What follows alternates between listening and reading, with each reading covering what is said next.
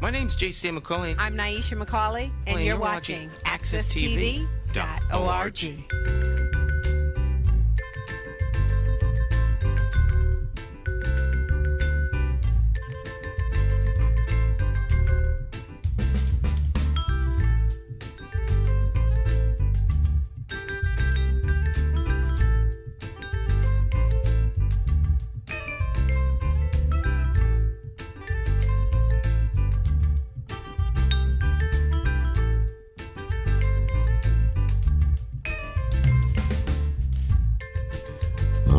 Friends, once again, it is indeed time to get our talk on. This morning, talk with me, your host, J.C. McCauley, along with the champions of talk in Studio 1A.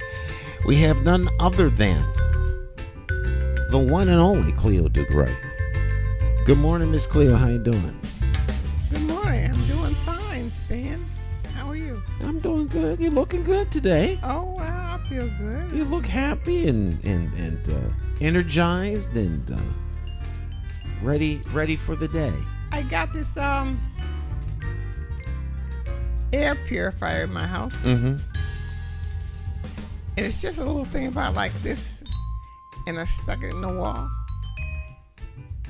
And you could not believe the difference in the air in my house.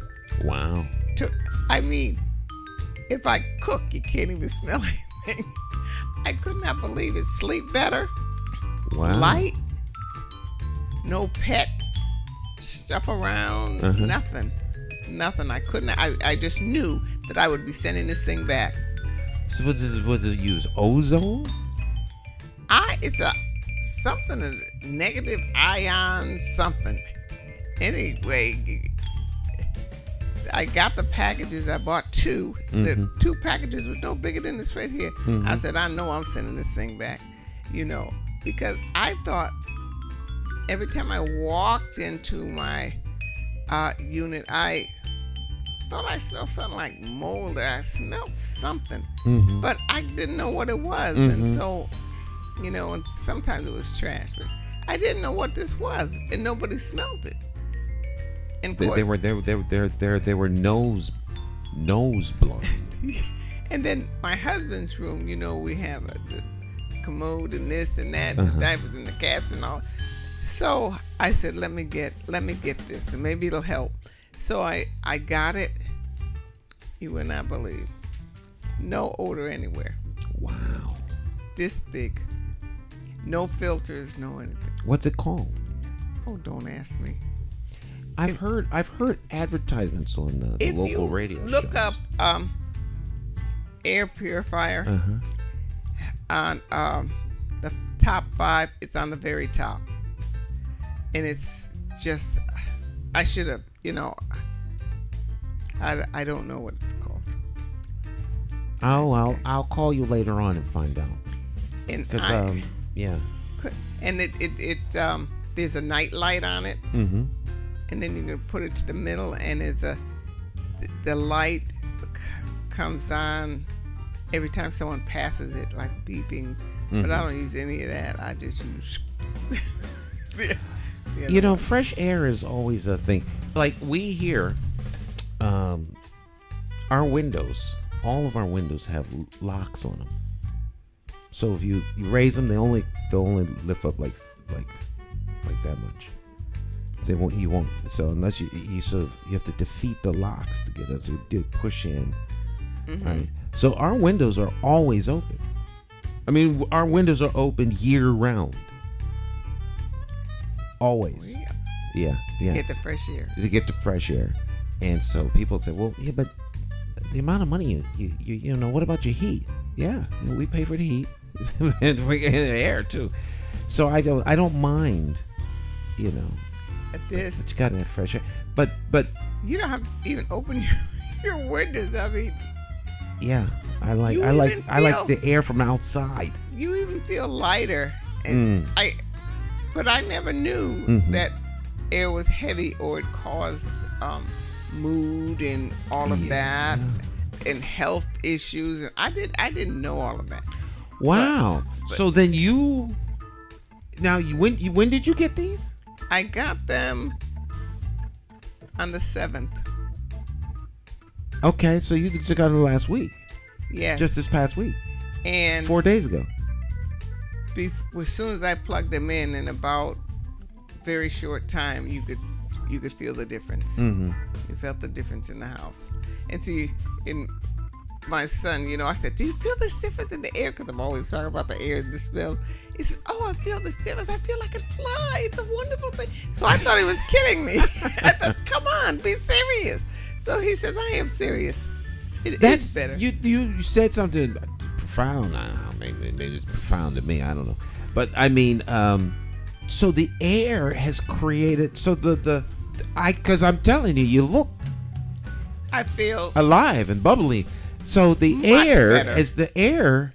Can you imagine that the air in your house is bringing you down? Could bring a lot. I would imagine. Yes. That there may be some because you remember people were all cooped up during the pandemic in their house, windows locked up, breathing air, and you get nose blind but fresh air, you're like being outside. It's like fresh air is and making that's why that's how it feels. It feels so light. Mm-hmm. The air feels so light, and I never knew the air felt any kind of way until I got this thing. And I said, "Oh my goodness, wow. What a difference!" And it's a difference. It's a new technology, and they're small things, and they only cost me because some of them are hundreds of dollars, but these cost me $38 a piece. And I bought two, and I said there was a deal for 4, but I had done something like that with little small air conditioners last year, the year before, and they were terrible. I said, I'm not doing that again. So I bought 2 of them and prayed that maybe they would, and kept the boxes just in case I was going to send them right back. But they did everything that the people said they did, so it was good. Wow. Well, I was in your building. I want to say Sunday. Was it Sunday? I was in your building Sunday. In your community room. Oh, you were. I was in here with about 50 people. What was that occasion? Mike McCauley. Mike McCauley puts together these tours of the city. And I had the occasion to be recording for Mike the tour. And this one was the mystery tour. The building? The building? The last stop on the mystery tour was your building, and there was entertainment down there. Oh my gosh! Sanan was down there playing the guitar, and and there was a well-stocked bar. And I ain't seen a bar like that. I don't know where all this thing was. I mean, it had to be like 30 or 40 different liquor scents we carrying on. But yeah, every time they have something, everybody brings something in. There's always. Well, everybody was Mike's, so I don't know where it came from, but it was not. Everyone didn't bring anything. It was there, so. Yeah, maybe he did all himself. Yeah. Wow. Yeah. But nonetheless, I digest. I mean, I digressed. But nice little hors d'oeuvres and food, and it was the end of the. It was the end of the tour. But it was really nice. So I spent Sunday afternoon. Yeah, it was Sunday afternoon from 2 until about 5, touring different places in Hartford. It was really nice. It was nice. But he has these every year, and they go like Friday was Colt, the Colt Factory. I think that was on Friday. No, that was Thursday. My days get mixed up and blurred. He loves Hartford, doesn't he? Mike loves Hartford, and there's nowhere in Hartford he doesn't have a story to tell you about what happened on this corner. Wow. And some of your neighbors were there. Oh yeah. Yeah. Wow. But on the tour, it was nice. It was, and Sunday was beautiful. It started off rainy, but right before the tour began, the sun came out. Yeah, it was really nice. It was crystal clear, and the sky was clear, and the air was pure. Wow. Yeah. I thought about you. I was going to call you. You should have called me. But yeah, I'm in your building. You could have called me. Just give me a heads up on it. Hey, Cleo, there's something down here. But I see Mike all the time, and he didn't say anything. Of course, I don't even know if he remembers me. I'm sure he does. Mike's got a memory like an elephant. I don't know, but I mean, we talk every once in a while, but I don't know if he remembers me from back when. But I sit near him sometimes when election time, and he'd be working the polls. I haven't seen him for a couple of years now, but at the polls. But yeah, he's Hartford's last the last Republican. Wheel out the last Republican. I was sitting by the pool. I think it was last week. I was sitting by the pool, and a group of people, and Mike came out, and he sat and read and got in the pool, and someone says, he's always running for mayor. I said, yeah, because he doesn't want any crazies in there. Because he doesn't want anybody crazy in the Republican Party running for mayor. Yeah. So he jumps in there and. Yeah, people think I've run for mayor all the time. Mike has the record. McCauley, I think, has run for mayor more than anyone else. It's either him or what's my man over at Harvard? But he doesn't campaign, really. It's perfunctory. But Mike said, he says sooner or later you'll be the last man standing. So if you run long enough, you'll win. Oh. Yeah, he does that in order to keep the Republican seat occupied. I think you could get all the Republicans on a short bus. In Connecticut, probably. Right, in Hartford. Yeah, in Hartford, probably. Yeah, in Hartford, yeah.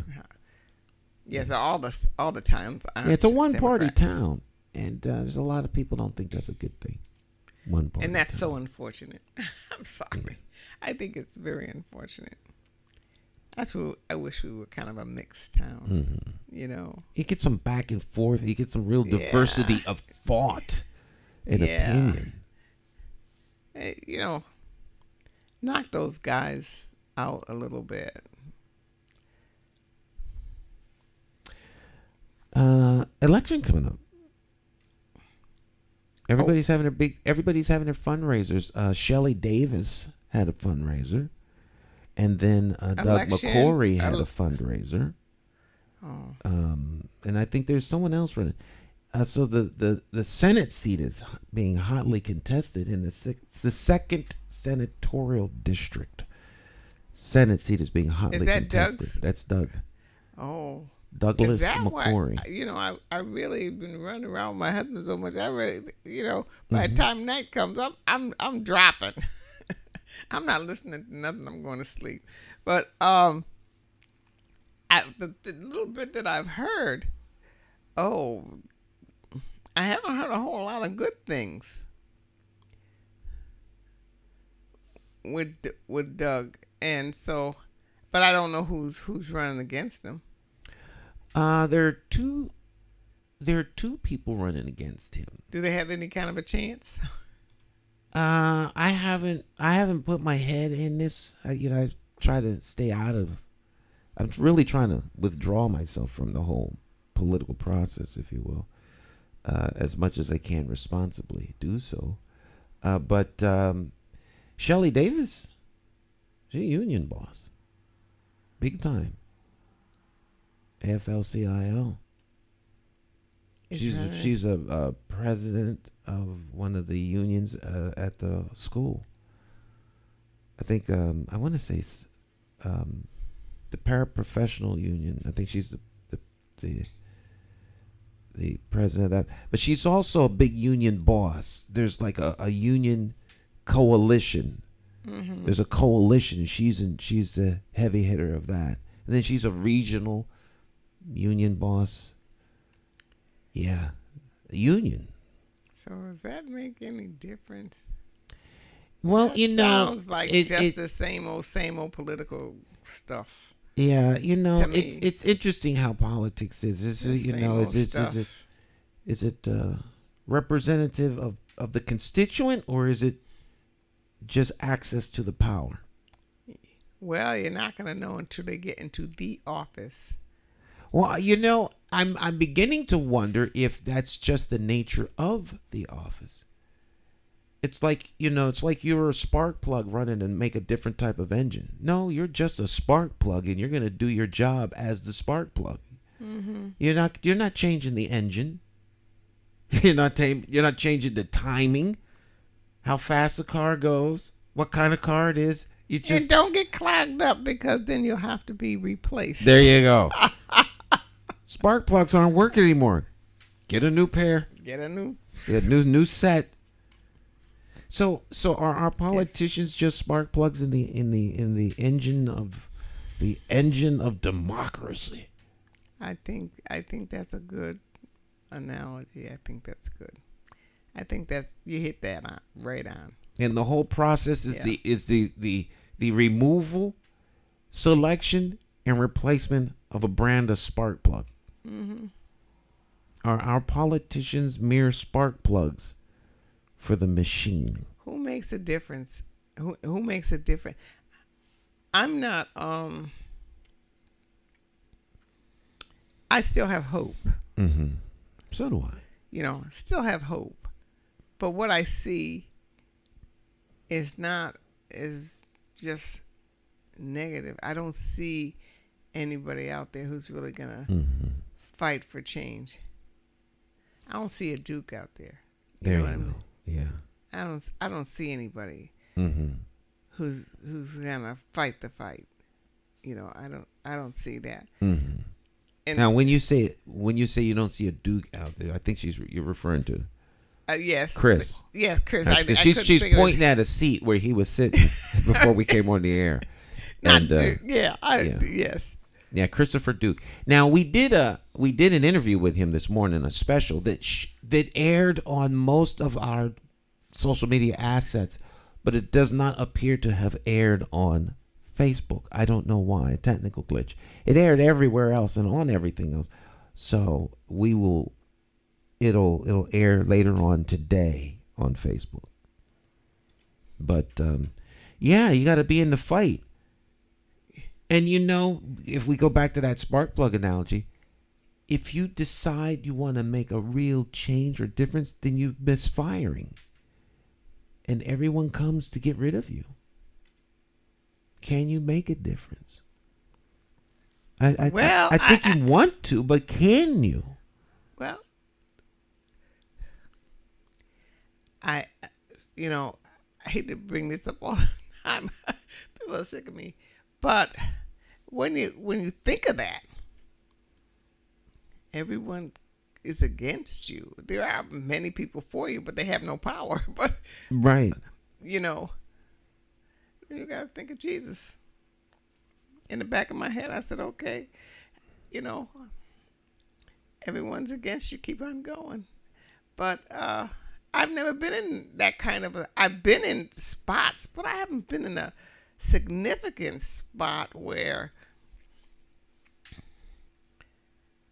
they took my life, my livelihood, and all of that, and still stood up and, fought. They will come for you. Yeah, I had a fight with insurance companies and, them taking money from me, agents, and I didn't even know it for 2 years. Fought, and my employer fought with me, and she showed me how to fight. But her fighting was just ongoing and no rest. And these people over here being calm, taking everything away from you, and I couldn't stand it. I couldn't stand the way she fought, and I couldn't stand the other side, I couldn't stand them. I couldn't stand either one of them, but they were driving me crazy, but you still have to, I still, if you don't face the situation, the situation is still going to be there until you do face it. So, this summer I have to face insurance companies, agents. I did a police report that I never heard from the police again, but I'm not sure that they didn't try to call me and I just didn't recognize the number because I get so many false calls from all these places, but you just can't sit down. And so in my mind, I keep saying, you got to stand up and you got to keep going. No matter what happens, you got to keep going. At one time, I kept going, not knowing the circumstances. I had no idea what the circumstances. I just kept fighting. And, people started disliking me. But I didn't understand anything. I just knew I had to do this over here. I had to help this person, or I had to do this so we could have this. I had no idea about anything else. Maybe that was my best time. Yeah, the not knowing gives you. Yeah, and they think Right. Your enemies or the people against you think you don't know anything.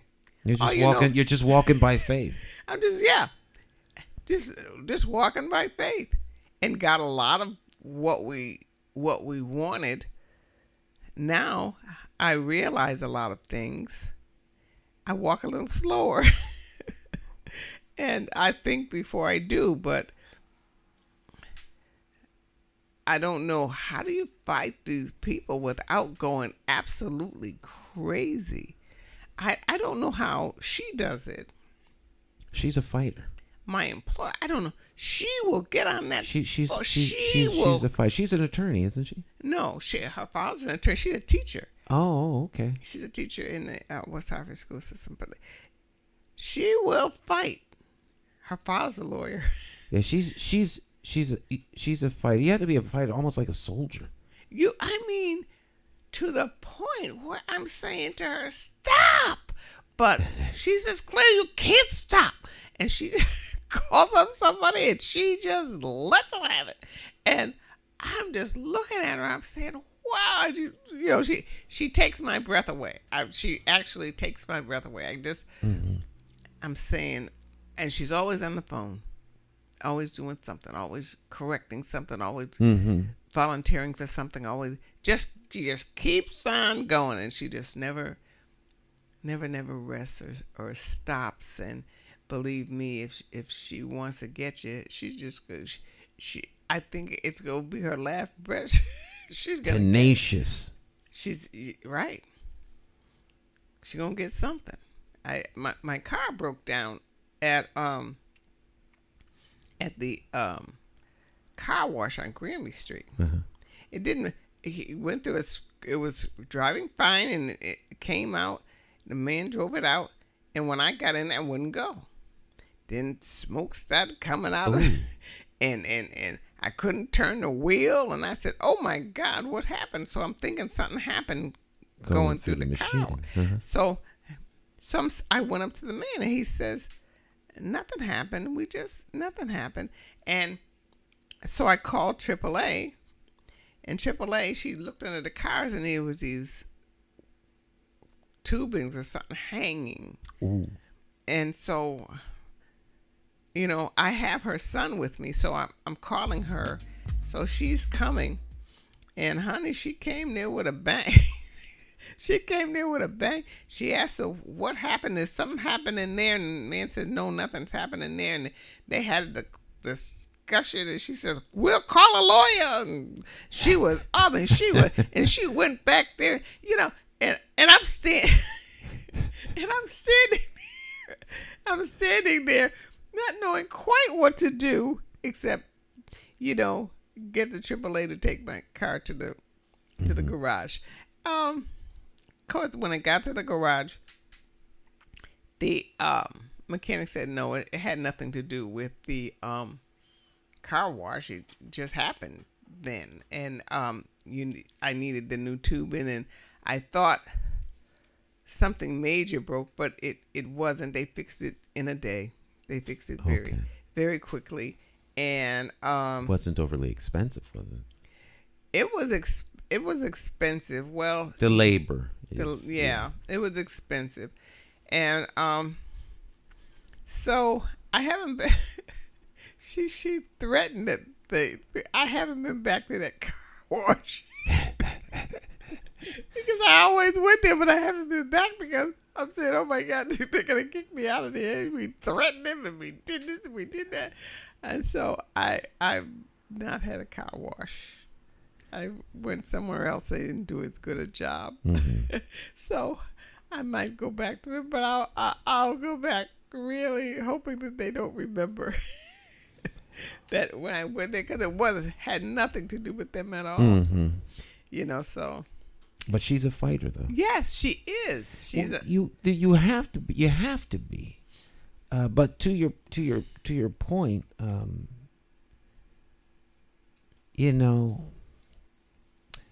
they will come for you because they don't want you to disrupt what they're doing. It's been my observation that the people in power want to stay in power, and their only full-time job now is to keep it. I learned one thing. Know as many people as you can, because even though they have power, there's things that you could do because you know so many people, and you could even settle them down. You might know someone that knows them, that calls them and talks to them, and things could change. But if you don't know people, you're out there by yourself. Well, that's true. Knowing the right people can make all the difference in the world. Relationships matter. Oh, no doubt about that. I see her work that thing. I can't. She always knows somebody who knows. That's why I have my car. Because I had to get to work, and I had that accident. You remember I had that accident. So I couldn't get to work. Well, she needs, she was out there to help me. And she just made a whole lot of calls. And I'm trying to talk to dealers to get a car. And she found this car that was parked in someone's garage. And that the person happened to be a dealer with a garage. So I got the car for a very reasonable price. I took it to the garage who sold it to me. I got a halfway decent price every time I took it in, although it was expensive. It wasn't as expensive as the dealer. But if she didn't know all these people, I would have been like crazy in a new car. I don't know if that would be good or bad, but at that time, I couldn't afford to buy a new car. I couldn't afford even a used car was $20,000, $17,000, $18,000. I couldn't. I didn't feel. I just got into the condo. That was not a good thing. And she got me out of that just by knowing people. Well, if you don't know people, as you mentioned, knowing someone who knows someone. Right. But it's ultimately the relationship. If you can have a conversation with the right person, you can move heaven and earth. Yeah. But you gotta, who is that person? And that's where the tricky part comes. It's a shame, but if you would, I guess in an idealistic, romantic, romanticize this fantasy wonderland that we sometimes tend to live in, where everything is fair and equitable and, inclusive and all that. But back in the real world, you need to know the right people. Yeah. Because that's, and it's unfortunate, but you need to know the right people. I have also observed that most elected people in power, will actually help you. They may not help everybody, but if you go to them yourself, they'll help you. I find that to be true. They actually will work with you and help you. But things don't work out for the whole. Because, like, what is the whole? What is community? What is the community? They're not doing anything for the community. Well, what are they supposed to do for the community? Because if anyone in the community actually went and asked them to do something for them, they'll help them. That's been my observation. Well, like if you got on the phone and asked someone, if you called up and you asked certain people to do certain things, I think you could accomplish it. Yeah. The people that I know, I don't call them very often, but when I call them and I need something, or they call me and they need something, I go. I do it and they do it. Right. And I think that's kind of the way it works. But it works, when you want, there's the negative side and the positive side. It could also work people who aren't out for any good, who know a lot of people who also are not out for any good. Well, that's true. When bad folk group up, bad things happen. Yeah. Yep. All the more reason why the good folk need to be actively engaged. Yes. So it's I've been trying to look at this thing. I say, all right. If someone comes up to you and says, Miss Cleo, everybody know you. Well, I don't know everybody know me. What are you talking about? I don't know everybody. I don't know. My circle is fairly limited. So I don't know. What are you talking about? And so I need to know those people who know me. They're not, I don't know. I don't know them. I worked in, where was I? I was at the drugstore on Farmington Avenue. And I was behind a man and a woman. They were in front of me. And the man kept staring at me. And I kept not paying attention. Mm-hmm. And then he says, Cleo, right? I said, yes, I'm Cleo. Mm-hmm, he said, oh, it's nice. He never did tell me where I knew him from. He said, oh, it's so nice to see you again. How you been? I said, I've been pretty good. How you been? He said he was good. And, he introduced me to his friend. And they finished their transaction. They walked away. I have no idea who he is. I have no idea where I know him from. I have nothing. Wow. Nothing. It's interesting, as we mentioned, Brother Christopher Dukes was here this morning. We did a special episode of Morning Talk where we talk a little bit about his Supreme Court verdict where he was vindicated, and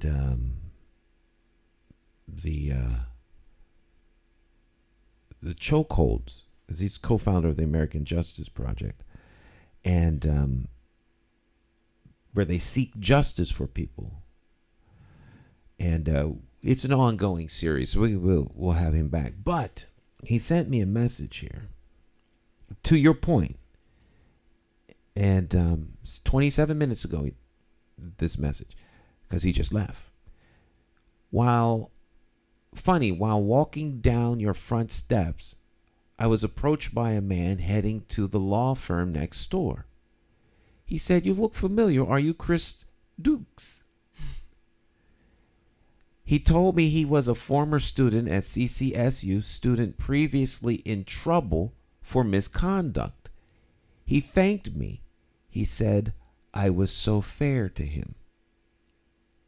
So you don't know who knows you. Right. But I don't. But people know you and they recognize you and they remember the things you did for them that was fair and good. And, you don't know who knows you. Wherever you're walking around someplace, they may not say anything to you.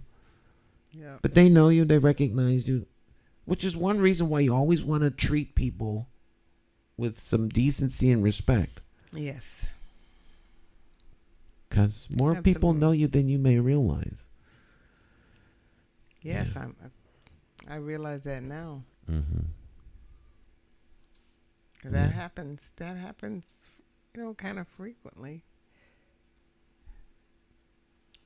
One woman came up to me, maybe this was a month ago, and I know I must know her from the soup kitchen or something like that. Mm-hmm. And she came up to me and she's walking really fast.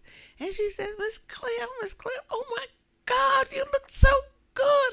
I look that good when I'm your age. I said, I hope so too. I hope so too. Is that a comment or thank you for help? Thank you. I don't know. Thank you. I don't know, but I got a hug. Mm-hmm. I got a hug, and she went on her way. Oh, so yeah, I get some of. I get more of that living where I live now. Mm-hmm. I get more of that than when I was living on the north end. People, people. A lot of people are on Farmington Avenue. I didn't know that before I got there. Mm-hmm. It's like you live in two different worlds.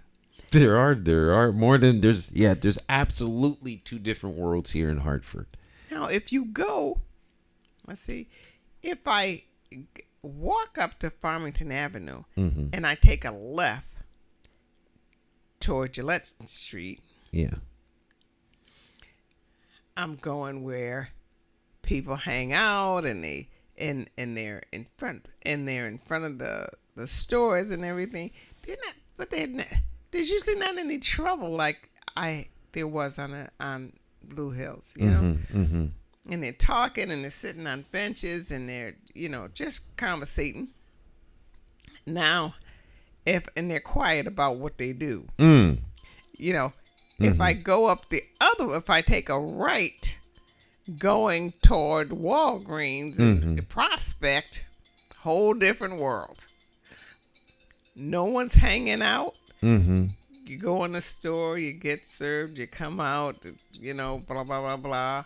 It's if you don't know the neighborhood, it's calmer to go right than to go left. Mm-hmm. You feel a little safer to go right than to go left if you don't know anything, So, there's that it's little, like little two pocket. different, just from one side of the street to the other side. Yeah, Woodland's kind of like the dividing line there. Yeah. So if you go, I guess from actually, I guess it's from Sigourney to Woodland on Farmington Avenue is a little bit challenging. Challenge. From Sigourney, right. Sigourney up to Woodland, and then once you get to Woodland, you go the other side. Now that's the calmer side. Yeah. On Sunday when I was on my way over to your place, I was coming down one of those streets, the one where Duncan is. Oh yeah, that's on the other side before you get to Woodland. The diner. Yeah. Right there, but the diner did. By the time they work on that thing, there's not gonna be anything left. I think it's just gonna fall apart from. I mean, they supposedly got all this money to redo that diner, but it doesn't seem to be. It just. They did. They're not working on it. I don't know what they're waiting for. Maybe they're waiting for it to be hit by lightning. I don't know. Have an insurance fire. I like that diner. I used to like that diner. It used to be a nice diner, but it's years gone ago. now. Yeah, Totally. it has changed hands. Could it be that the diner is unsustainable? You know, sometimes things go out of business because there's just no longer a demand for it. It's not that. You know, sometimes places need new ownership, and other times the demand for them's gone. Well, there are still diners here that I have viable businesses. Mm-hmm. East Harvard Diner, The AAA. AAA. It's still the AAA, right? Yeah, that has 24 hours. 24 hours. They got good waffles Service. over there. Yes, and then However, what was it? IHOP that used to be next door to them came and left. Oh, because the diner is The diner is still there, still Yes. going strong. They serve. There's still people going in there all hours of the night and day to eat. Someone's sustaining that. And they have good food. They do have good food. They have pretty good And they got at least 7,000 desserts.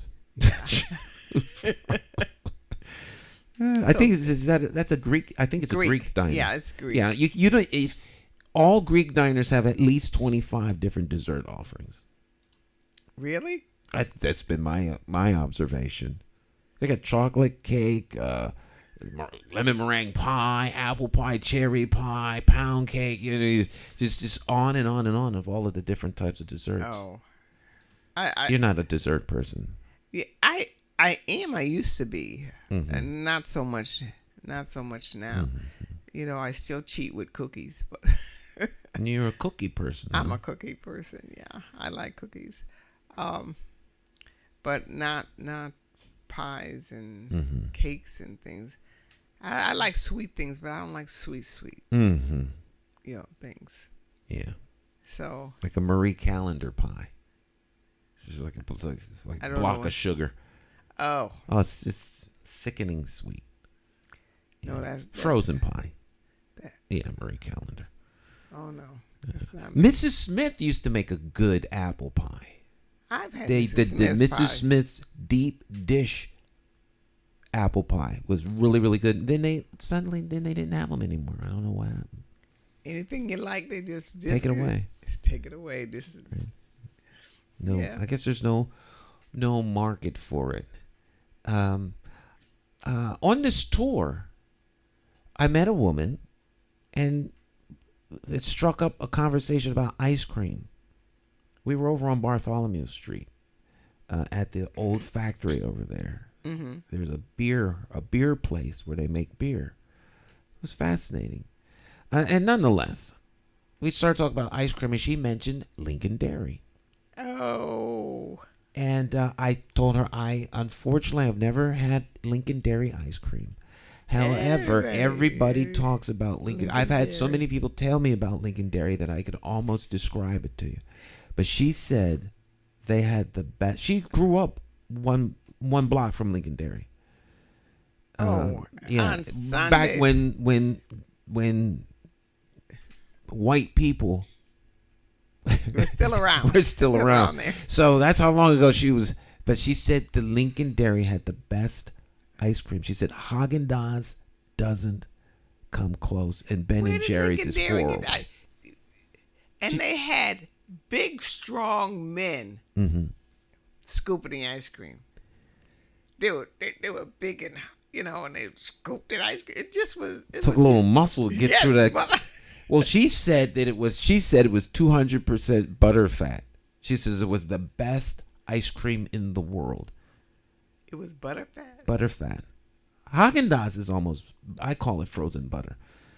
Haagen-Dazs has a high butter fat content, which is why it tastes so good. But she says, Lincoln Dairy. Lincoln Dairy ice cream. Oh, to go to Lincoln Dairy after you've been to the park or on a Sunday afternoon after church, you had to wait because it was always crowded. Always crowded. But that ended. I'm saying, how could Lincoln Dairy? Lincoln Dairy. Everything. Things ended. come and things go. There's a Things go. a Yeah. beginning and an end to things. But that was a place people gathered. Mm-hmm. Yeah, on Lincoln Dairy. Yeah. My husband lived above Lincoln Dairy. Oh, really? when he was a little boy. Yeah. Does he like ice cream? Oh gosh, yes. He's a dessert person. If I had to choose from all of the meals, dessert would be it. We had dinner, but I don't remember dessert. We didn't always have a dessert. We didn't usually have a dessert. We had dinner and we got up. My husband must have had dessert after dinner every day, because he eats his dinner and he says, "Where's my dessert?"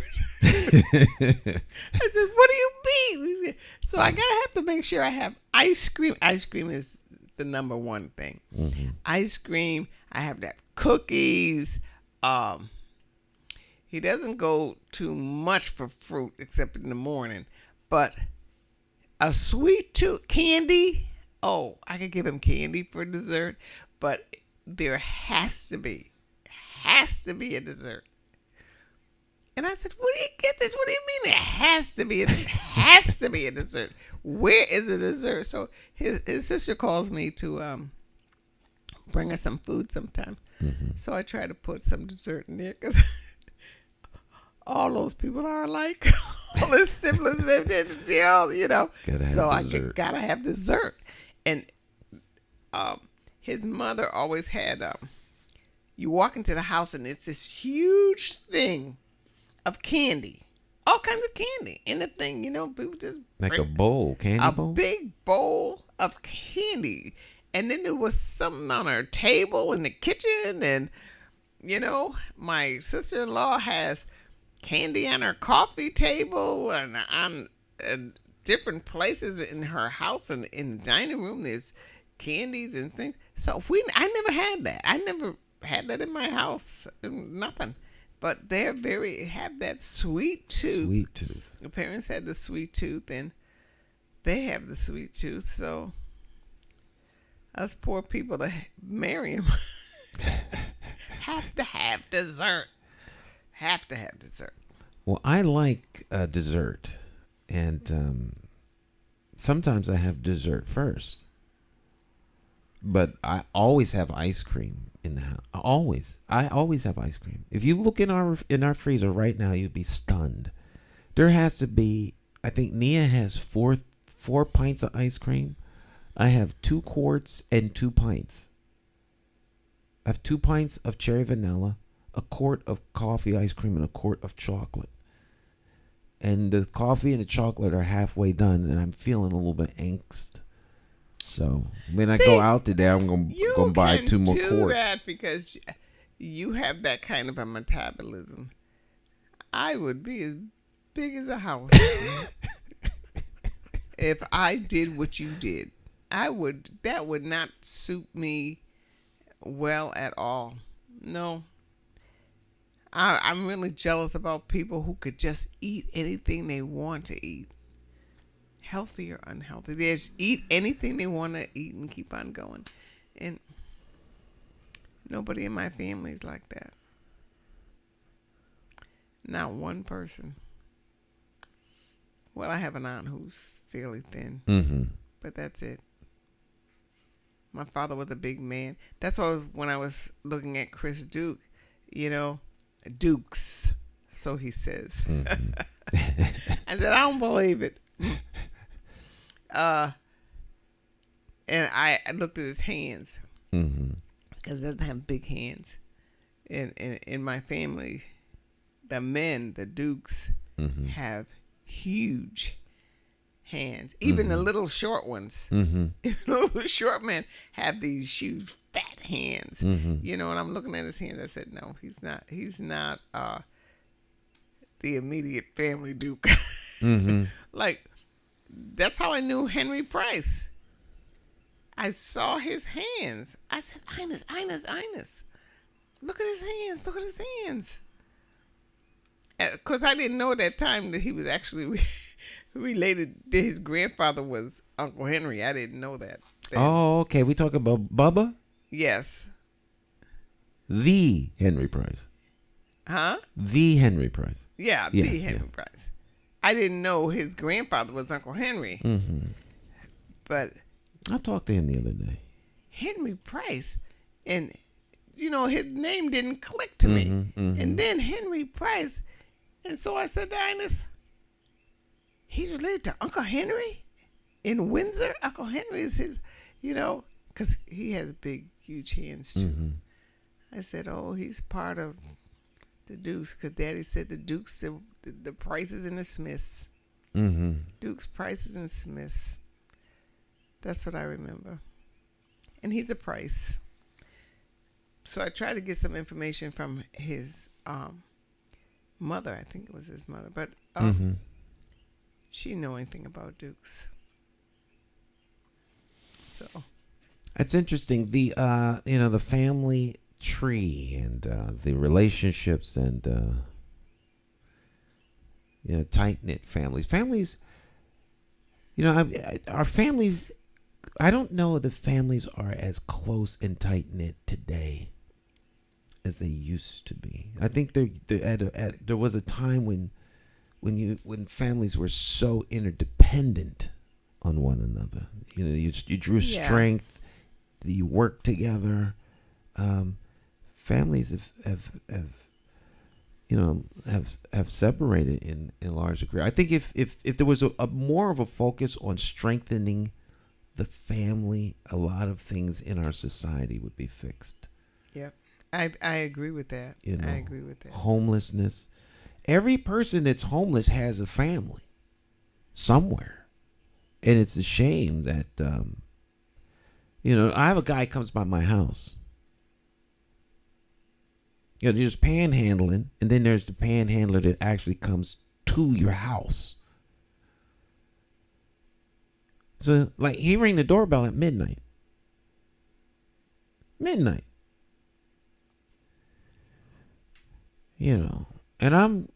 I don't know, I'm kind of, I'm not superstitious, but, the Bible talks about be careful how you entreat people, because you could be entertaining angels. It's like testing your faith. Well, you say you're a person of faith and deeply convicted and committed unto the work of the Lord. Would you help someone if they knocked on your door at midnight and asked for something? It says, So I opened the door. I tell my wife, well, she won't. She did once, but they won't open the door. She won't open the door. My kids, you could forget it. I could be outside. And they're not opening the door. Especially my daughter, 7. 7, it's me. Well, I didn't know it was you. Yeah, but I'm ringing the doorbell. I'm knocking. And as far as she's concerned, we have keys to the house. Use your key. If it's really you, use the key. Oh, she's 14. She's a real sharp kid.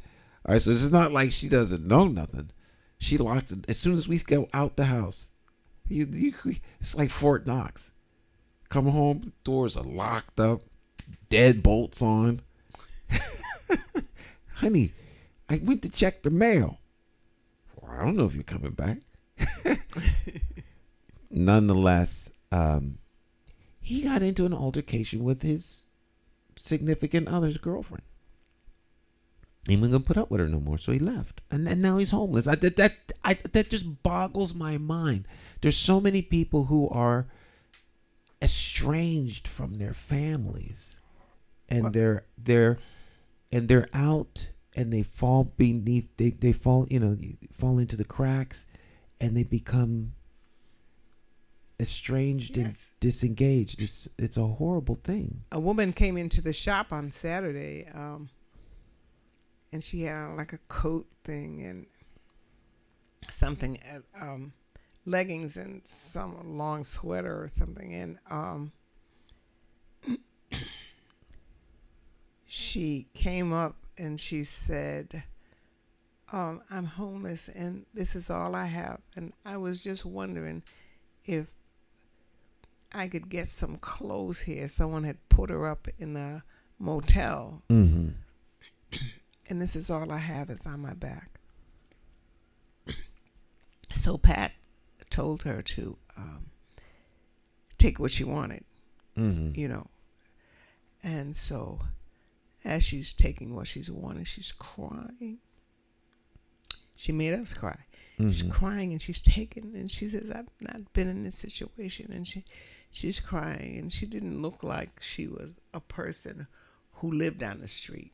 She looked, and so she got what she wanted. And then there was another lady who had never been there before helping her find what she wanted, you know.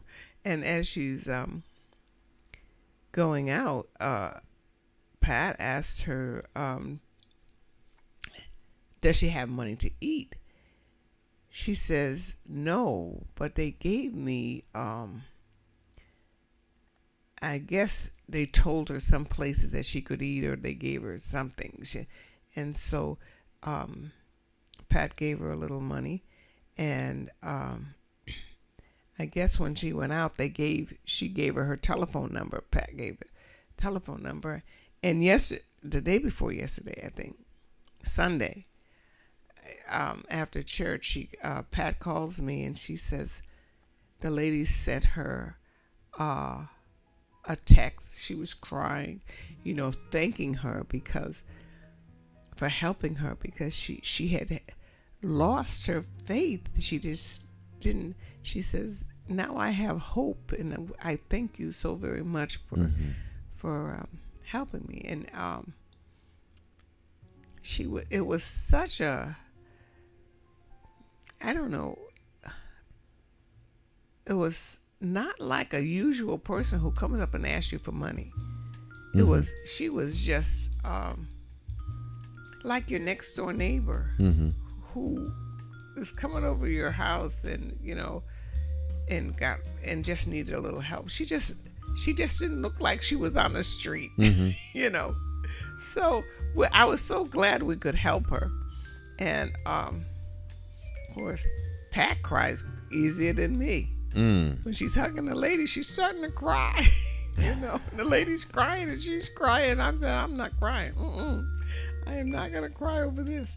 But it was just such a great feeling to think you actually really helped somebody. Yeah, as you can, you really should. Yes. If you are in a position to help somebody, because you never know. You never know. But a lot of times, you never know. When I see these people setting up for the day to panhandle, I'm not. Right. Well, that's the job. Now, if you go to do this every day at the same time, yourself got the same sign, been here for 3 weeks. This is what you do for a living, and apparently it's paying because you come out. So that's different than somebody that's down and out. But then the person that's down and out still has to survive. And I think that if there was just more focus on connecting them with who they were connected to, as long as it wasn't a dangerous situation, more effort should be they put forth to restore. They connected folks. This lady to organizations that she had called, and the people who, there was an organization who gave her the 9 days in the motel and connected her up with other organizations. All right, Miss Cleo, we're out of time. It goes by so quickly. Okay, what did we talk about today anyway? I don't know. Fresh air. Fresh air. Yeah. A little politics. Yeah. Okay. All right. Touring the city. And spark plug. The spark plug. And people in need. And people in need. Well, I think that was a good hour then. Nice conversation. Yeah. Maybe we should move the set outside, and like a country porch, a nice tall pitcher of lemonade, and just sit on the porch and talk. I was thinking about that when I was driving in, that us having a show, outside, because every week I have to bring my husband with me. Oh, is he here? Yes, he's here. He sits in the car. Okay. And because we have an appointment, I don't have time to go home and make the appointment on time. So he sits in the car. Oh, all right. Well, okay. I would bring him in, but I can't get him in Mm-hmm. because he's not walking. Okay. He's not walking well, Mm-hmm. and stairs are not his thing. Okay. So that's why I don't bring him in. And Well, tell him I said hi. okay, I will tell him that. All right, my friends, stick and stay. We'll listen to a little Jay Hogarth, and then we will be right back with Jonathan Small. It's Morning Talk.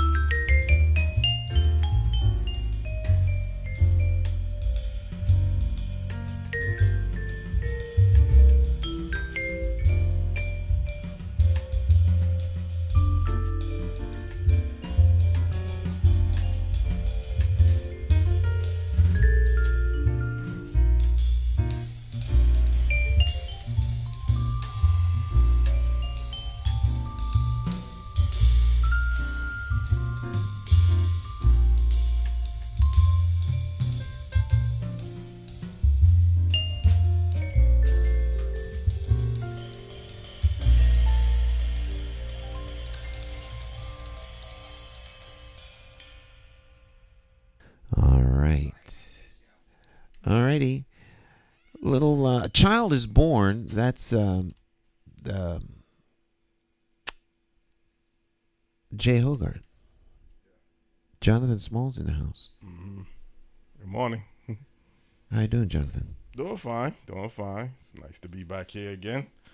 How was your weekend? I don't know. I was trying to figure out what to do for the weekend. Kind of didn't put everything together. Sometimes you try to force something, and it's not the best way to go about it. So just said, let me just readjust. I guess sometimes it's better than. So I guess people say you can do some things on instinct, and then some things you can do by planning. Mm-hmm. I guess it all depends. What the situation consists of. Obviously. Sometimes you just want to take a drive, just go someplace and forget about planning it. I don't like to do things like that, but every now and then, I think I did end up just going someplace, but I just didn't go as far as I was looking to go. But sometimes that's how you just have to do things, if you don't got a game plan put together exactly where you're going to go or what you're going to do. Just looking for something to do. I guess that's the best way to describe it. And then you end up going I went to one location, didn't stay there too long, wasn't satisfied, then go to another location. So that's why they say sometimes it's good to plan. I don't know if you look at things like that, In terms of well, it's always good to plan what you're going to do if you're looking for something to do. I guess so. I mean, my wife is the detail person. I'm kind of in the moment. Okay. I'm good for in the moment. Uh-huh. Yeah. Well, I guess you plan, your business, that's a little different. You have to, have a plan. Like I plan Tuesdays, we do the program here. Right. That's you plan. But in terms of business, Mm-hmm. my clients plan those things. Okay. Right. So if once there's a production on the calendar, I plan to be there. Mm-hmm. Yeah. But and I know what I'm going to do when I get there. Well, you don't go seek out businesses like you No. looking to. Okay, that's what I was trying to. No, I refer. don't look for business. Oh, Referral only. referral only. Okay.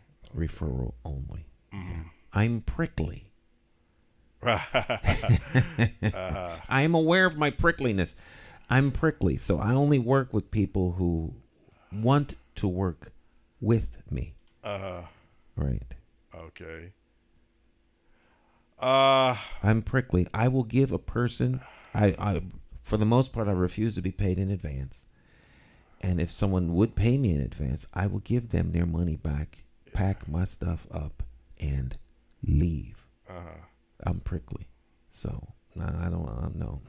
Well, I guess you work. I guess you have to like what you do. You don't like to do things that you're not really into just to be doing something. You know, if you're gonna, I know a job is a different. That's one part of life. But if somebody asks you, you know, do you want to help me, you know, clean a garage? You don't like. No. I don't mind. I don't mind helping. I'll help people do anything almost. Okay. Yeah. I don't mind helping people.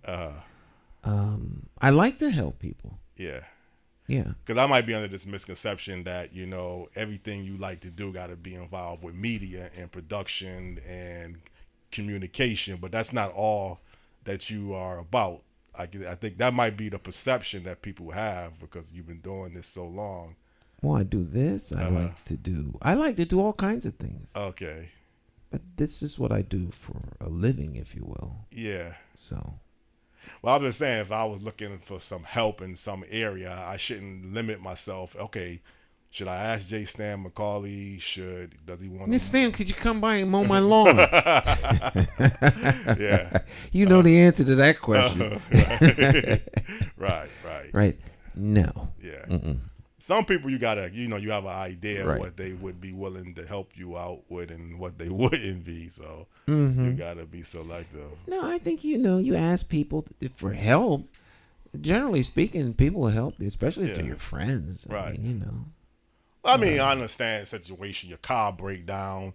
You need someone to give you a jump start. I know, okay, that's a situation that doesn't happen all the time. Yeah. And if you could be available, as long as you have your car and your jumping cables or whatever. I mean, one reason why I have AAA, so I don't have to be in that situation. AAA is a good thing to have. Right. Yeah, the nice thing about AAA is you can get it right before you need them. Yeah. How long have you been a member? 10 minutes. Yeah, I've been a AAA member decades. Yeah, I've been a long time AAA member. Although my membership for AAA hasn't been renewed for this year. I don't think I had them. Maybe not since the pandemic. Yeah.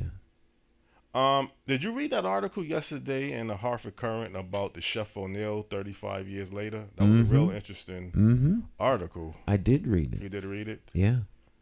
So the case has been settled, right? Like a couple years ago. Yeah. But I think they came to some sort of agreement.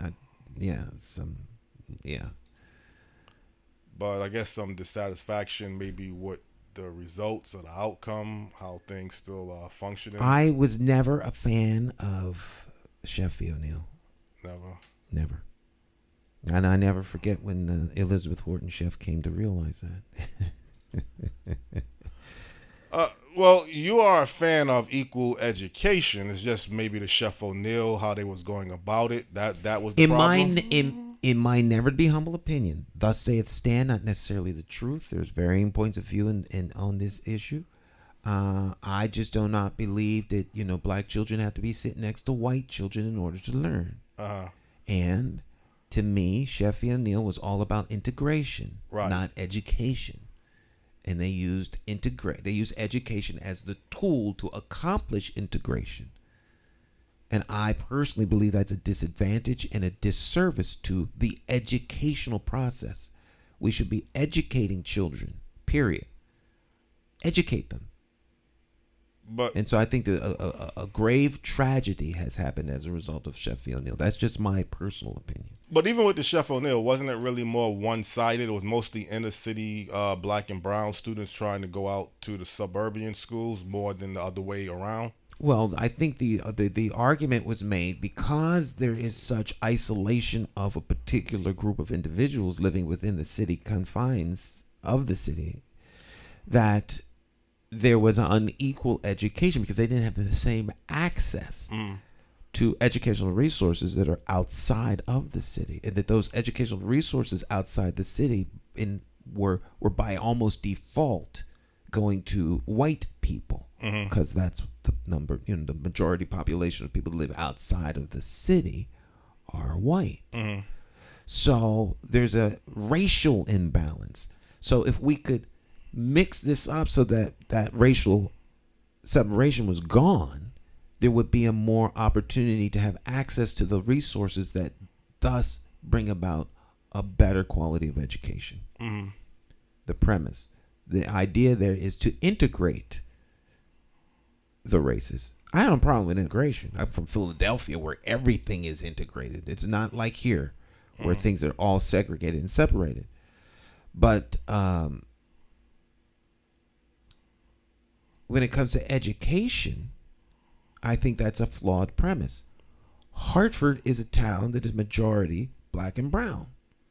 What do you expect? That's if you go to a city where everyone there is black, you got a black population, but most blacks are in the school. That doesn't mean the school is necessarily inherently incapable of educating. Give them the resources they need in order to teach the kids. That's all. But wasn't maybe the belief from Elizabeth Horton is that if you she was the named plaintiff, it was not just her. Okay, but she was the name with her son, Milo versus Chef. Right, but there was a coalition. There was a whole lot of other people in that group, not just Elizabeth. But I think maybe she was not single. She became the poster child and the voice. Because her son, Milo Chef. Right, but there was other kids too, not just Milo. Milo graduated school without ever. It took a long time for that stuff to get into place. But go on. Okay, what I guess you're saying is the main purpose or the main solution should be to improve the overall educational of the children system but in the cities of Hartford and right, where it's really has education for the kids in Hartford improved? Well, they showed some scores and it didn't look like it was improved that much. How many years has this been? Well, 35. And when can we reasonably expect improvement? Year 50? Yeah. I think one thing you can say was improved was the buildings. The buildings have been a lot of new schools. I'm not interested in the buildings. I'm interested in the kids. Right. Being able to read, write, and do arithmetic. But I'm trying to explain to you that's the only thing that I've seen dramatically that's been improved over that 35-year period. I can have a new car, but if I'm a bad driver, something is going to eventually go wrong. I need to be a good driver in a new car. I don't want to be a good driver in a car that's got mechanical problems. So the structural problem of the schools can be important too. I would use a different analogy. Same vehicles. We don't need you to be a good driver. We need you to be able to get from here to Los Angeles. And so what is the best way to get you there? A new car? Well, if you're a bad driver, maybe we give you driver lessons and you keep the old car you have. You don't necessarily need a new car. You don't need a new school in order to teach kids. You need good teachers. Well, that's true, but the buildings did get to a point that they did need to be the old Weaver High School had tremendous structural issues that had to be fixed. They should never been built where it was built. That's part of it. Yeah, that's part of it. But then other schools got old. The old Clarence Barber School, there was a lot of remodeling on school. Because after a while, a building is going to need to be repaired, whether it's a school or business or whatever. That's just and the likes of Diamantist and Company show you that there's hundreds of millions of dollars that can be extracted out of the school construction process, right? Lots of people did very well. Lots of money was made. Lots of things happened. But the children aren't getting a better education. Right. And this whole thing is so that the kids can get a better education. Not so that we could build better schools. I don't have a problem with better schools. Uh-huh. But the path to impact is supposed to be Johnny and Shaniqua. They're supposed to be able to read and write at 12th grade level when they get out of the 12th grade. Right. That's what we're trying to do. They should be able to do math, calculus, geography, geometry, all these things. They're supposed to have the capacity. Have they done biology? Did they dissect a frog? Do they know how to do all of the things you're supposed to learn in school? Mm-hmm. And one thing, I know you don't have the patience to debate and go back and forth about, okay, we got to do this until we get to that point. I know you are a person that likes to say, no, it has to get resolved. It has to get fixed. Test scores and achievement levels have to be improved. We can't go along with just saying, well, we got to get the buildings fixed. We got to working with the parents. I guess that's part of it, but you don't have the belief that, well, until those things get corrected, don't expect anything. Or it could be environmental issues. Well, what is the neighborhoods consist of? Maybe we got to fix some of the issues. Right. All those things are things that need to be worked on. They need to be fixed. But at the end of the day, we're teaching Johnny and Shaniqua in here. That's our job. Yeah. Teach them. Let them go back to the neighborhood educated. Right. You see, the neighborhood hasn't, let them, that none of those things prohibit them from being educated. We have kids in third world countries who are educated, right, and can do tremendous things that some children in this country can't. Mm-hmm. They don't have the same access to all the kinds of things that we have here. Mm-hmm. That doesn't mean that you shouldn't have them, but to use those things as an excuse for why the kids can't learn is criminal, in my opinion. Well, you have to figure out why the kids can't learn, or why the school. You do have to have some type of assessment to realize what is the problem, why a kid is not learning adequately. I have no problem with the assessment as long as the assessment renders a solution so that the kid can get the help he needs so that he can learn. And it shouldn't take you 30 years. Well, maybe you don't look at it or compare it. Well, we've been doing assessments on how can we get investment back in poor, distressed areas of our society, and maybe that shouldn't take 30 or 40 or 50 years to get resolved, but it still continues to be a problem. It's a problem because, in my opinion, people don't want to fix it. Right. And would you put the education particularly in the city schools, where they say even the state, even as a nation, the school standards have been slipping, but it's a big imbalance. I mean, you can go to Avon and they got high test scores, high achievement level. It's because the people in Avon won't settle for anything less than, as Avon is currently structured. The people in Hartford should have that same attitude. In fact, I would contend that there's more of a need for them to have higher demands on the educational assets, because there's more of a desperation for those, for their kids and for the people that live here in Hartford to have the tools they need to succeed.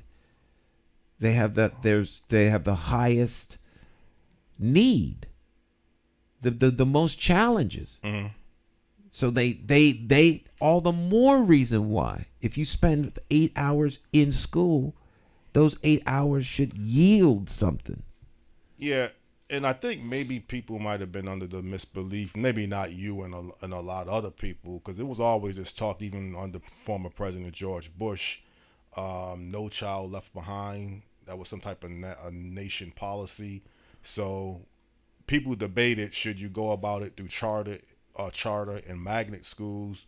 The only people debating that were adults. Right, okay.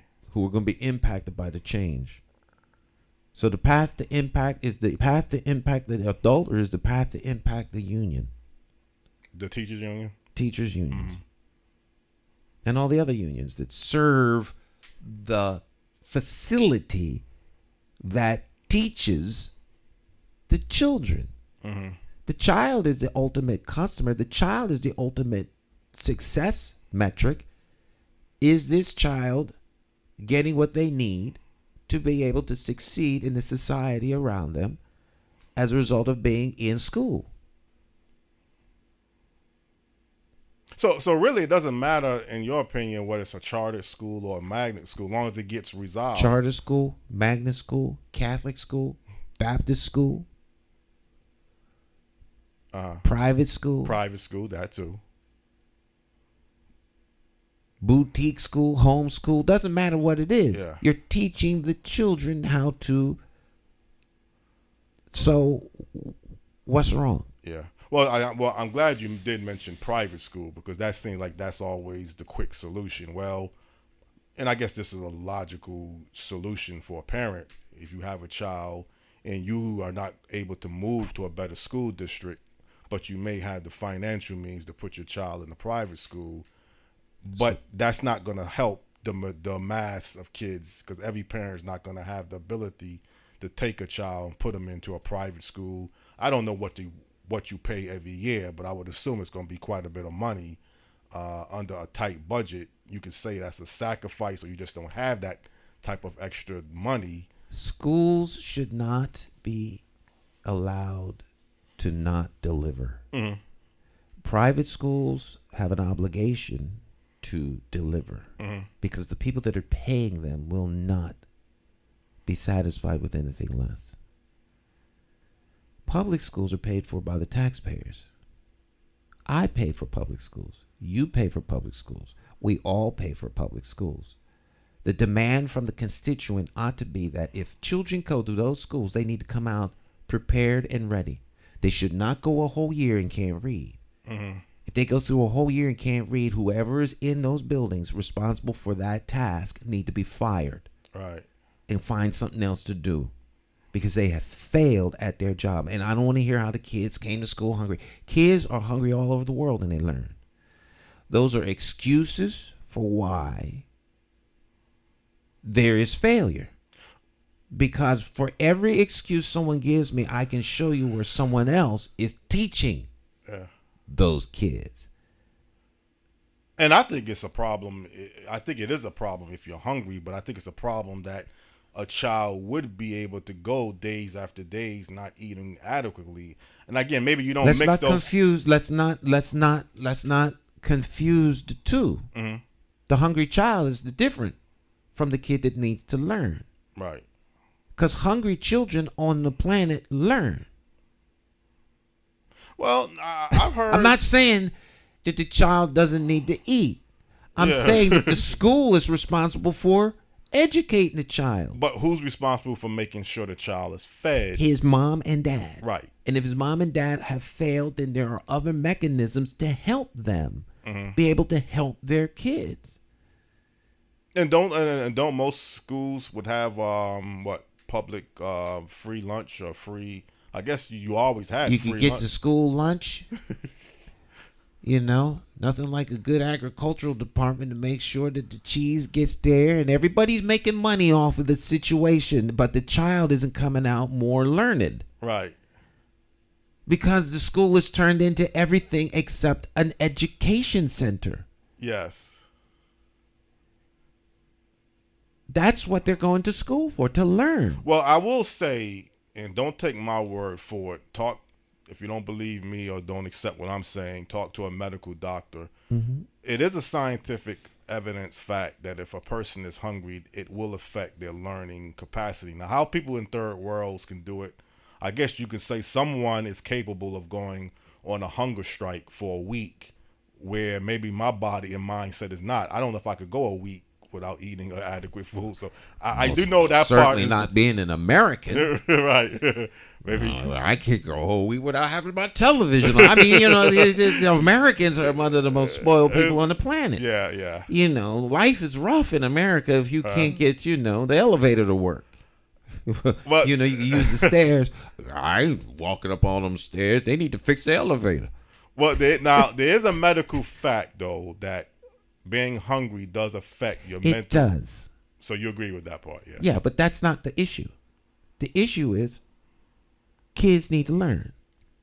And if them needing to learn was the bottom line and nothing short of that would be acceptable, then all of the impediments that seem to be getting in the way, you go resolve those. I want my kids learning. When I say my kids, I mean the kids of the city of Hartford. They need to be able to learn. I don't care what it takes, make it happen. Or find somewhere else to work. And you don't believe there's no true intention from the Board of Education of the Hartford Public School systems to mandate that kids can I can't speak to that because those people are not responsible to me. They don't direct report to me. I'm not in charge of that. So I don't know I don't know their heads. I have no authority there. I'm simply suggesting that there are ways for kids to learn. It's done all over the planet. Right. The children in the armed services, in the school system, that children whose parents are in the United States military have a uniformed curriculum around the world. And those kids learn. Their parents are often separated from them. There's high stress, all kinds of stuff. Those kids learn. There's ways to have kids learn if that's what you want. Did you like the approach that Joe Clark did with Lean On Me in Paterson, New Jersey? Do you think that was a good strategy? That you I mean, it worked. The kids learned, didn't they? Yeah. Okay, I just want to get your opinion on that. Okay. In one of the most stressed school districts and schools in the country. Yes. They learned. Yeah. Steve, my man down the middle. Steve Perry. Steve Perry. Mm-hmm. Let him loose in these schools. Guess what? I bet you the schools will turn around. They learn. Yeah. Some teachers might quit because they don't want to be held accountable and they don't like the way Steve treats them. But guess what? Yeah. The kids would learn. I don't care about the teachers. Yeah. I care about the kids being able to learn. Well, I think the relevancy of that movie is the process. Is first he had to get rid of if what they showed in the movie is what exactly really happened. Maybe movies always have some misinformation how they portray something. But let's just say, okay, he came into Paterson, New Jersey high school. He cleaned up. He got rid of about 300 bad students. They had parents and teachers meetings. Some parents was upset. How could you kick my student out of school? And he gave a reason why he had to do that. And then he took methods of having if that's correct, if a principal should be walking around in the school with a baseball bat. Batman. I don't know if that's the way people would appreciate getting to your students, but that certainly seemed like it did work. Those students loved him. They did, yeah, he did. Young people want to know where the edge is, where the discipline is. If you love children, you are going to discipline them and give them the structure necessary to succeed. If you hate them and despise them, then you will create an atmosphere and the conditions for them to fail and to grow into adulthood as failures. Right. Thus saith Stan, not necessarily the truth. Well, I know, again, you don't really care how it gets done under some moral. Obviously, you don't want a principal jacking up, throwing a student down the hallway and, punching them in. There's certain ways you got to be tough at times, but not physically abusive. So, but you want the results to improve. And now, if magnet schools or charter schools is working, then I'm pretty sure you have no problem. But it seems like that hasn't really worked. Right. My pushback on if you don't want charter schools, make the other ones work. Yeah. You got 1 year. 1 year. That's enough time to turn it around. But so charter schools has been effective. Is it like the difference between charter and magnet schools and your regular public schools? Isn't it like the unions are the first persons? The charter schools were started by the unions as a special way to bring about experimental ways to introduce new curriculum. Yeah. And then from the charter school, then it would go out and you take those best practices, policies, procedures, and roll them out into other schools. But it didn't kind of work out that way. Now charter schools are seen as a threat to the union, so the union doesn't like them. Yeah. And I think even in the article, the test scores didn't improve that dramatically even in the charter schools. I think they showed a category of the charter schools test results. You could call a school charter school good school, bad school, I don't care what you call it, what name you hang on it. If the school isn't teaching the kids, the people in the school are doing something wrong. Children are natural learners. Yeah. They learn how to speak a language without curriculum. Mm-hmm. But again, if you're learning poorly and you're dropping out of school, there's something wrong with the school. It's the school, not so. Something wrong with the school, not the student. I know that's a strong. Yeah, I stand by that. Okay. I'll debate that with anybody, anytime, anywhere. There's something wrong with the school. Right.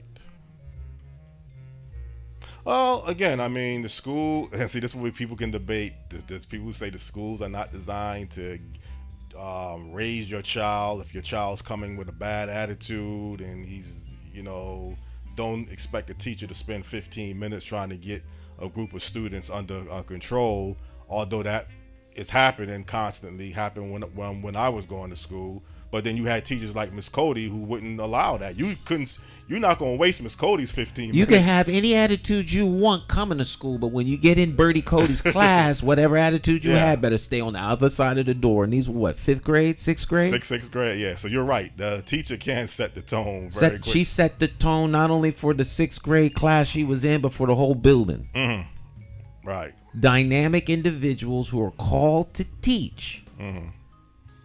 Yeah. All she had to do is call your name, and you got right. Yeah. It never got to a point where she had to call our parents because we knew you just had to obey Miss Cody. Yeah, I know you get very passionate and, you don't have the patience to deal with these debates. So, we got to spend more money. We got to spend more time studying. No, we don't. We need to do what works. Yeah, and we know what works. We're just not willing to do it. Uh-huh. All right, well, I'm glad we had some time to get this issue. Bring all of the long, pointy-eared people and round glass folk you want. Whatever argument they bring, I give you a solution for it. Okay. We could take you to some of the worst cities in America that have the worst students attending them, and the kids are excelling. Yeah. Because they were, one, loved, disciplined, and nurtured. Yeah. And they succeeded. Right. But that's not the majority of those neighborhoods. But they are, because they don't have the right kind of teachers in them, period. Yeah, okay. Teaching isn't for everyone, just like flying an F-15 isn't for everyone. Like being in a submarine is not for everyone. Being a Navy SEAL is not for everyone. Teaching is great if that's what you want to do, but that doesn't mean you're good at it. Yes. So get the people who are good at teaching, called to be teachers. It's a calling. And let them teach. And they will teach those kids. Real teachers can teach. Yeah. Just because you're in a classroom certified by some state authority doesn't mean a hill of beans. Yeah. Can you teach the kids? Well, I think the teachers are important, but as a student, knowing that my home life was important too. And I know you're not taking anything away from that, because you a lot of Bertie Cody kids' home lives was in total disarray. Right. But when they came to that classroom, they learned and they found love, comfort, and couldn't wait to get to school. Right. Right? You're right. So the home life suddenly didn't matter. They were where they could be appreciated, nurtured, and loved. And they learned. And the thing about that is now that has to transform when you graduate from elementary school and go to junior high school. Cause the tragedy is that every classroom doesn't have a Bertie Cody. A Bertie Cody, yeah. It's unfortunate I wasn't able to get her as a guest. I think she has a tremendous life story that it would have been nice for people here to listen to about her. Well, yeah, you're right. I don't think there's too many. Yeah, there are teachers like her throughout the land. And when they go to schools and they start doing what they do, they're often shut down because they are effective in an environment that does not appreciate children actually learning. Yeah. I stand by that statement. I'll double down on it, triple down on it, anytime, anywhere, with anyone. And even in Miss Birdie's Cody class, there were still students who had better grade averages and could read or write better than other students. But students had that disciplinary factor, though, that you just didn't. Right. Everyone's not good at stuff. But they tried. They tried. And they did the best that they could do. That's true. all you can ask from a student. Right. The effort was definitely there. Right. All right, well, we're out of time, Jonathan. Okay. We'll be talking about this, and your other guests will be here. Yeah, and I think they even called while I was on the air, so I very All right, so we got to go. go. All right, my friends, our time together has come to an end, unfortunately. So we got to go. Jonathan Small will be up next with All About You, right? Yes. All right. Stick and stay. Don't go anywhere. And we'll be back with another episode of All About You with Jonathan Small. Y'all have a great rest of your day.